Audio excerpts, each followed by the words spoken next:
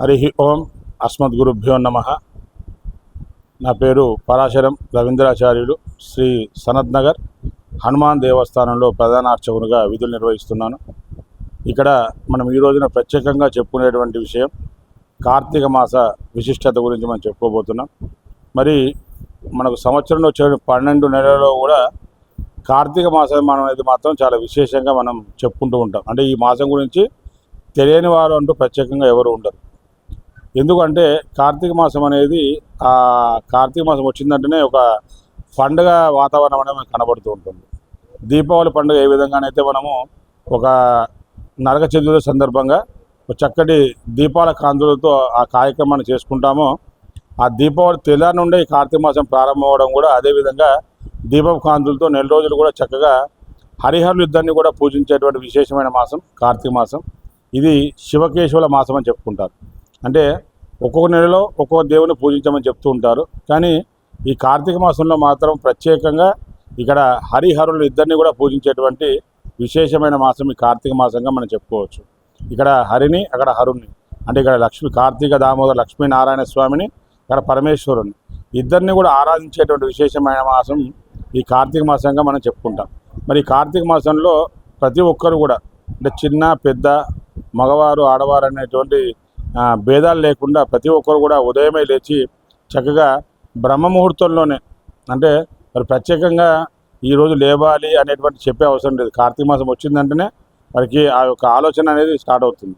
మనం ఈరోజు పొద్దున్నే లేవాలి, కార్తీక మాసం కాబట్టి లేచి చక్కగా తులసి కూడా దీపారాధన చేసుకోవాలి, దేవాలయానికి వెళ్ళాలి, దేవతారాధన చేసుకోవాలి.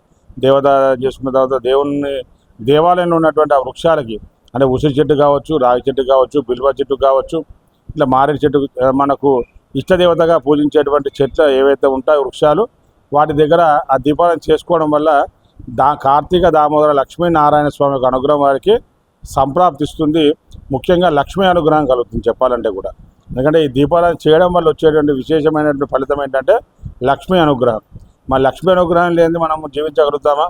మనం ఎంత ఉన్నా కూడా మనకు ప్రతిరోజు ఖచ్చితంగా మన జీవనోపాధి నడవాలంటే, మన జీవనం నడవాలంటే లక్ష్మీ యొక్క అనుగ్రహం అనేది ఎప్పుడు ఉండాలి. మరి లక్ష్మి అనేది ఎప్పుడు ఉంటుందంటే చీకటి లేనప్పుడే మరి లక్ష్మీ అమ్మవారు అనేది మనకు అనుగ్రహిస్తుంటుంది. అందుకని మన ఇంట్లో కార్తీక మాసం పక్క పెడితే ప్రతినిత్యం కూడా ఉదయం సాయంత్రం 2 పూటలు కూడా మన పెద్దవాళ్ళు దీపారాధన చేయమని చెప్తుంటారు. దేవుని దగ్గర కానీ తులసికోట దగ్గర కానీ చేయడం వల్ల ఏంటంటే మనకు ఈ చీకటి అనేది వెళ్ళిపోయి అక్కడ ఒక సౌభాగ్యం లక్ష్మి అనేది మనకు సంప్రాప్తిస్తుంది అనేది మనకు శాస్త్రం చెప్తున్న విషయం. మరి అటువంటి ఈ కార్తీక మాసంలో ప్రత్యేకంగా చెప్పాలంటే కనుక ప్రతి ఒక్కరు కూడా చాలా విశేషంగా నెల రోజుల పాటు ఉదయం సాయంత్రం 2 పూటలు కూడా దీపారాధన చేస్తూ ఆ యొక్క లక్ష్మీ అనుగ్రహం అనేది వారికి సంప్రాప్తించే విధంగా చక్కగా ఆ లక్ష్మీనారాయణ కార్తీక దామోదర లక్ష్మీనారాయణుడు అని చెప్తారు ఈ కార్తీక మాసంలో. మరి అటువంటి కార్తీక దామోదరుడు అనే పేరు కార్తీక మాసంలో చెప్పుకుంటాం. ఆ దామోదరునికి కార్తీక అనేటువంటి పేరు చెప్పుకుంటూ కార్తీక దామోదరుడు అని చెప్పుకుంటాం. అటువంటి లక్ష్మీనారాయణ పూజించేటువంటి మాసం. అదేవిధంగా పరమేశ్వరుని ప్రత్యేకంగా చెప్పుకునే అవసరం లేదు. ఆయనకు కార్తీక మాసం నెల రోజులు కూడా ప్రతినిత్యం ఎవరైతే చక్కగా అభిషేకాలు చేస్తూ స్వామివారిని అనుగ్రహం కోసం ఎవరైతే చేసుకుంటారో వారికి ఐశ్వర్యాన్ని ప్రసాదింపజేస్తారో ఆ పరమేశ్వరుడు. అందుకనే ఈ కార్తీక మాసంలో ప్రతి ఒక్కరు కూడా ఉదయం సాయంత్రం వేళలో చక్కగా వారి దీపారాధన కార్యక్రమాన్ని చేసుకొని ఆ లక్ష్మి యొక్క అనుగ్రహం పొందాలని చెప్తూ ఈ కార్తీక మాసంలో విశేషంగా దేవాలయాలను చెప్పాలంటే ఆకాశ దీపం అని, శాస్త్ర దీపాలంకరణ అని, జ్వాలాతోరణం అని, ఇట్లా విశేషంగా శాస్త్ర లింగార్చన అని ఎన్నో రకాల కార్యక్రమాలు ప్రతి దేవాలయంలో చూస్తే మీకు అర్థమవుతుంది. అంటే ఒక్కొక్క దేవాలయంలో ఒక్కొక్క విధానంగా దీపారాధన కార్యక్రమాన్ని చేస్తూ ఉంటారు ప్రతి రోజు కూడా. కార్తీక సోమవారాలు అయితే కనుక, కార్తీక ఏకాదశి అయితే కనుక, కార్తీక పౌర్ణమి అయితే కనుక, ఇలా విశేషమైన రోజులలో ఆరుద్ర నక్షత్రం రోజున, మహాశివరాత్రి రోజున ఇంకా విశేషంగా దేవాలయాల్లో వారి వారి అవకాశాలను బట్టి వారు ఆ పూజా కార్యక్రమాలను నిర్వహిస్తూ ఉంటారు. కాబట్టి మరి ఈ కార్తీక మాసంలో మన చూసినట్టయితే అయ్యప్ప స్వాములందరూ కూడా మాలలు ప్రత్యేకంగా ఈ కార్తీక మాసం గురించి ఎదురు చూస్తూ ఉంటారు.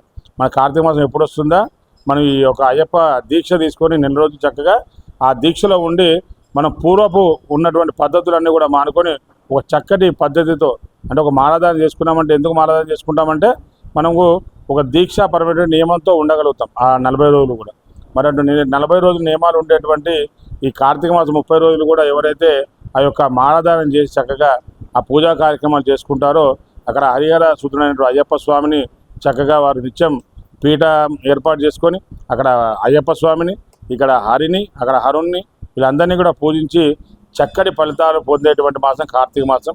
అందుకనే భక్తులందరూ కూడా చక్కగా ఈ కార్తీక మాసంలో ప్రతి ఒక్కరు కూడా నిత్య దీపారాధన కార్యక్రమం చేస్తూ మీ ఇష్టదేవతలను, కులదేవతలను ఆరాధిస్తూ చక్కటి దేవతల యొక్క అనుగ్రహానికి పాత్రలు కావాల్సిందిగా కోరుతున్నాం. జై శ్రీమన్నారాయణ.